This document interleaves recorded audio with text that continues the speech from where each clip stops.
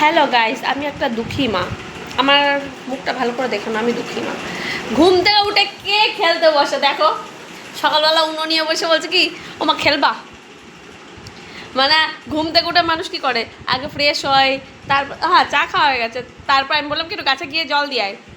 ও মা খেলবা। তুমি কি গাছে জল দিতে যাবা? তো গাছে জল দিয়ে আসো। ঘুম থেকে উঠে আগে মানুষ বিছানা পরিষ্কার করে, তারপরে কাজ করে, আর তুমি কি করছো, আগে খেলতে বসছো।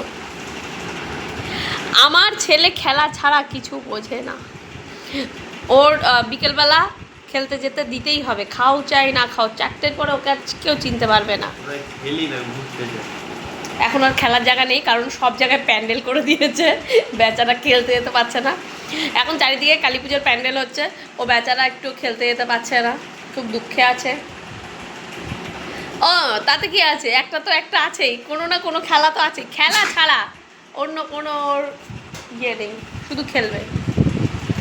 ঠিক আছে, আমি আগে ওকে গাছে জল দিতে পাঠাই, গাছে জল দিয়ে আসুক, তারপরে আবার আসছি।